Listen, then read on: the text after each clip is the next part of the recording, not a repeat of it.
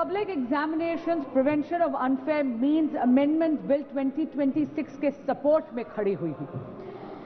अध्यक्ष जी, ये एक ट्रांसफॉर्मेटिव अमेंडमेंट है। इसकी न केवल आवश्यकता है बल्कि ये आज के समय की मांग भी है और इस अमेंडमेंट को लाना आदरणीय प्रधानमंत्री श्री नरेंद्र मोदी जी की संवेदनशीलता और उनकी जिम्मेदाराना सरकार का प्रमाण है। अध्यक्ष जी, जब एक कंपेटिटिव एग्जामिनेशन कॉम्प्रोमाइज होता है तो उसका असर केवल उस कैंडिडेट पे नहीं होता जिसका भाग्य दांव पर लग जाता है। इसका असर तो उस उनींदी मां पर भी होता है जो सुबह 4 बजे गर्म दूध और भीगे हुए बादाम अपने बच्चे को खिलाती है। उसका असर उस पिता पर भी होता है जो अपनी इच्छाओं का त्याग कर कर उस बच्चे की फीस भरता है।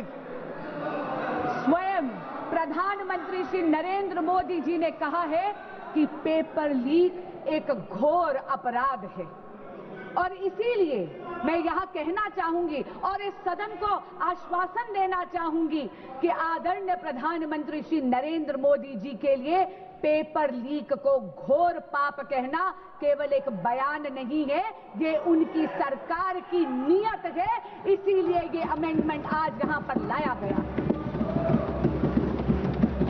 Speaker sir, a law is a living instrument. It needs to evolve with the challenges that it faces. And in a democracy as complex as ours, in a democracy as large as ours, an examination is definitely the truest, most meritocratic ritual. Because this is one ritual where under the same clock, the son of a laborer and the daughter of a CEO sit down, answer the same set of questions and get judged by the same yardstick. When such a ritual, such an examination is compromised, what gets diluted is a very holy covenant. A covenant that binds the most striving children of India. A quiet promise that in India, effort and merit alone shall prevail. अध्यक्ष जी, आज परीक्षा mafia संगठित हो गया है, cross state criminal network बन गया है और ये बिल, ये जो संशोधन आज लाया गया है, ये ज्यूरिसडिक्शन की उलझन को सुलझाता है, उसको समाप्त ही कर देता है। क्योंकि इस बिल में ये प्रावधान है कि केंद्र सरकार एक स्पेशल टास्क फोर्स का गठन कर सकती है इन्वेस्टिगेशन के लिए और एक बार जांच शुरू हुई तो घड़ी की गिनती चलने चलती है न्याय के पक्ष में। क्यों? क्योंकि ये बिल ये प्रावधान भी देता है कि हर स्टेट और हर यूनियन टेरिटरी में एक स्पेशल फास्ट ट्रैक कोर्ट का गठन हो। यही नहीं, इन्वेस्टिगेशन एजेंसीज को ये बिल ये कहता है कि आपको मात्र 2 महीने के अंदर अंदर पूरी की पूरी प्रक्रिया समाप्त करनी है और जो फास्ट ट्रैक कोर्ट है उसको पूरा का पूरा ट्रायल 3 महीने के भीतर भीतर खत्म कर कर अपना फैसला देना है। डे टू डे ट्रायल के साथ साथ ये भी प्रावधान इस संशोधन में दिया गया है कि स्पेशल पब्लिक प्रोसिक्यूटर्स अपॉइंट करे जाएंगे। उनका एकमात्र काम होगा केवल और केवल इस प्रकार के मुकदमों की पैरवी करना और किसी भी प्रकार की अननेसेसरी एडजर्नमेंट कोर्ट नहीं देगा। अगर किसी भी प्रकार की एडजर्नमेंट कोई भी पक्ष अगर लेगा तो उसके रीजंस जज राइटिंग में नोट कर कर देगा। और अगर किसी मुजरिम को ये लगता है कि अरे अपील कर कर वहां पर अपील का टाइम लंबा खींच लूंगा, तो अध्यक्ष जी मैं ये कहना चाहूंगी कि उसका भी ये उम्मीद पूरी तरह समाप्त करता है ये संशोधन। क्योंकि ये संशोधन ये कहता है कि appeal directly division bench of high court को जाएगी, यानी कि जहां पर 2 जजेस न्यायपीठ पर बैठे हुए हैं और अपील भी मात्र 3 महीने के अंदर अंदर समाप्त कर कर उसका फैसला सुनाया जाएगा। अध्यक्ष जी, मैं स्वयं एक वकील हूं। हमें हमेशा एक लीगल मैक्सिम सिखाया गया justice delayed is justice denied. ये यही आत्मा बन गया है इस संशोधन का, और इसके लिए मैं आदरणीय प्रधानमंत्री श्री नरेंद्र मोदी और एनडीए की सरकार को बधाई देती हूं। स्पीड के साथ साथ ये संशोधन सजा को भी और कठोर करता है। आप ये देखिए कि अगर साधारण अपराधी है तो उसको 10 लाख नहीं 50 लाख का जुर्माना देना पड़ेगा अब, और उसकी सजा भी 3 से 5 वर्ष की बजाय 5 से 10 साल तक बढ़ा दी गई है। अगर कोई सर्विस प्रोवाइडर इसमें जुर्म करता है तो उसका जुर्माना बढ़ाकर 5 करोड़ रुपए कर दिया गया है, और 8 साल के लिए उसको डीबार कर दिया जाएगा। और यही नहीं, अगर कोई क्रिमिनल ऑर्गेनाइजेशन इसमें है, कोई संगठित अपराध इसमें अगर पाया जाता है तो मिनिमम फाइन 10 करोड़ रुपए कर दिया गया है, और जेल का टर्म 7 से 10 वर्ष कर दिया गया है। And therefore, Speaker Sir, this amendment protects merit, it preserves fairness and safeguards the dreams of India's youth. It provides for expeditious investigation. It provides for time-bound trial procedures while reinforcing institutional accountability across the entire examination ecosystem. This amendment is the product of a responsive governance by a responsible Modi government. But Speaker Sir, this reform is not in isolation. अध्यक्ष जी, प्रधानमंत्री श्री नरेंद्र मोदी जी तो वो नेता हैं जो youth lead development का मूल मंत्र देते हैं विकसित भारत के संकल्प को सिद्ध करने के लिए, और इसीलिए परीक्षा में चर्चा कर कर उन्होंने अपने व्यक्तिगत समय का निवेश करा है इस देश के युवाओं में। उन्होंने तो ये सुनिश्चित करा है कि हमारे देश का बच्चा एग्जाम वॉरियर से एग्जाम वॉरियर बन जाए। पिछले 12 वर्षों में शिक्षा के क्षेत्र में मोदी सरकार के अथक प्रयासों से रिफॉर्म एक्सप्रेस चल रही है। आप देखिए 12 सालों में अध्यक्ष जी, medical colleges and medical seats have doubled, दुगनी हो गई है उनकी संख्या। यही नहीं, आईआईटीज अब 16 के बजाय बढ़कर 23 हो गई हैं। आईआईएम्स 13 से बढ़कर 21 हो गई हैं। Functioning AIIMS, all India institute of medical sciences अब 7 नहीं, मोदी सरकार के कार्यकाल में 7 से बढ़कर 20 हो गई हैं।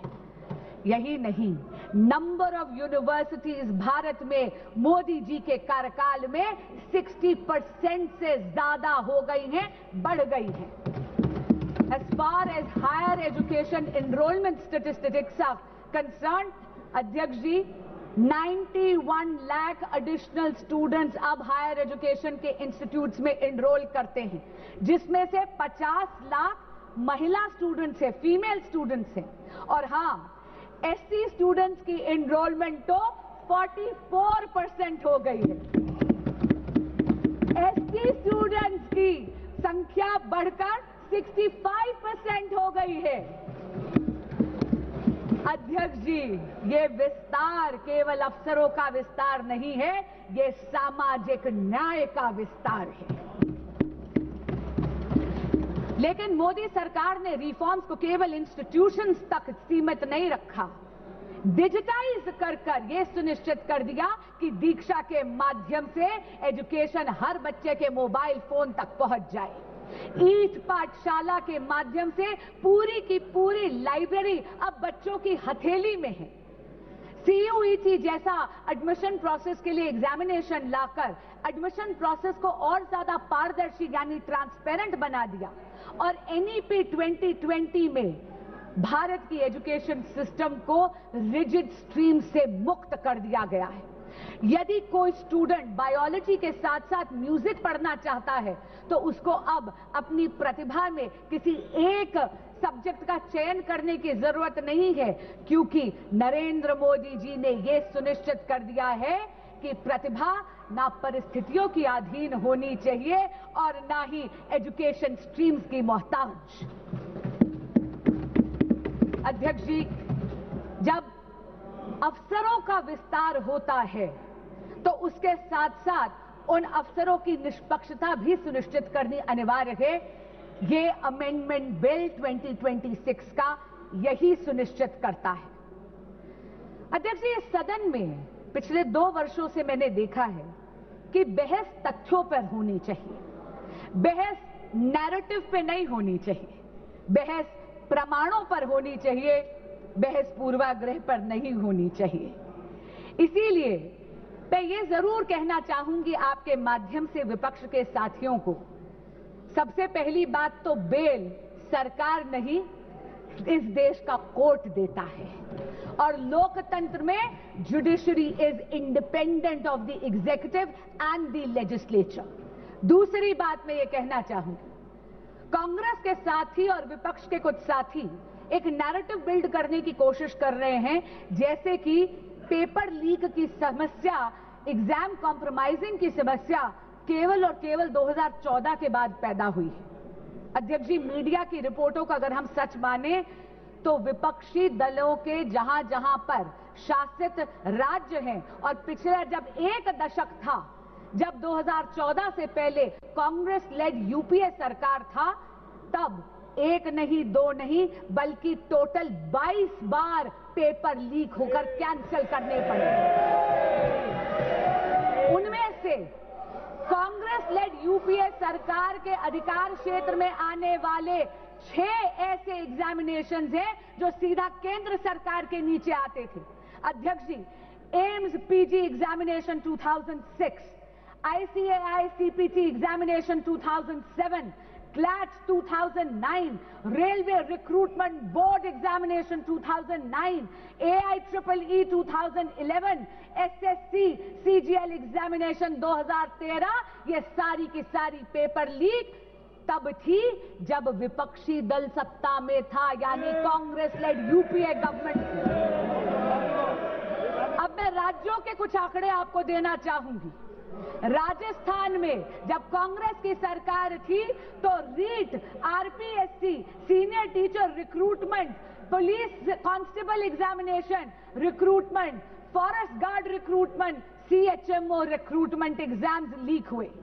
टीएमसी की जब सरकार थी पश्चिम बंगाल में टीचर रिक्रूटमेंट स्कैम में सुप्रीम कोर्ट ने 27,753 अपॉइंटमेंट्स को कैंसिल करा गया, क्योंकि उन्होंने उसमें फ्रॉड और मैनिपुलेशन पाया। यही नहीं, जब बीआरएस की सरकार थी तेलंगाना में तो टीएसपीएससी पेपर का लीक हुआ। उत्तर प्रदेश में जब सपा की सरकार थी तो police constable recruitment paper leak हुआ। तब तो सॉल्वर गैंग्स और ऑर्गेनाइज्ड एग्जाम फ्रॉड के गैंग्स वहां ऑपरेट करते थे।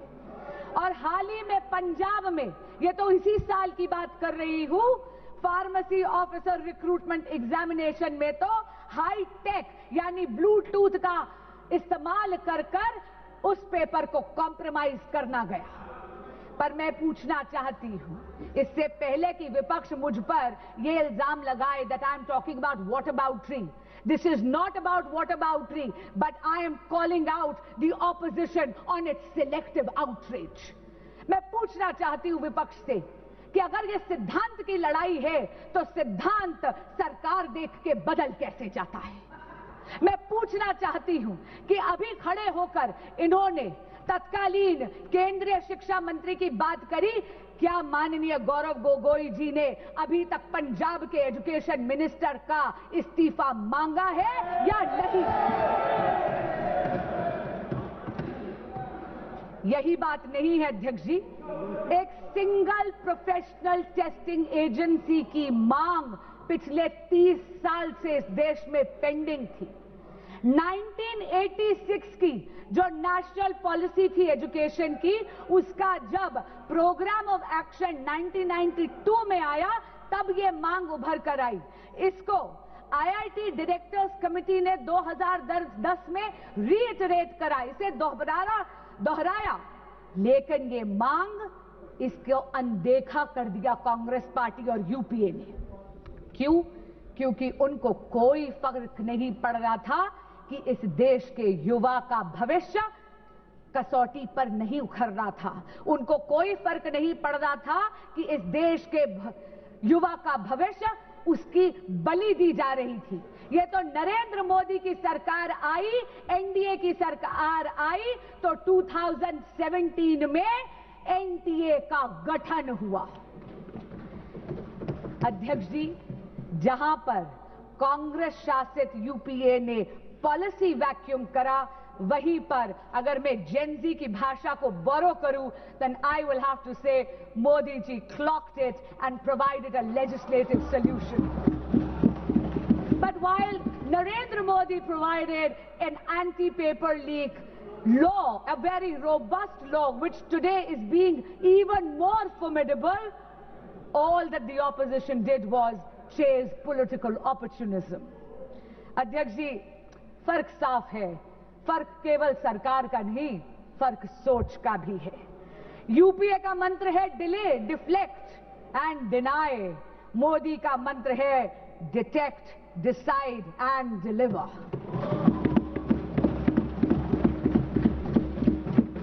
इनका ये रवैया देख के अध्यक्ष जी, कवि दुष्यंत की दो पंक्तियां मुझे याद आती हैं।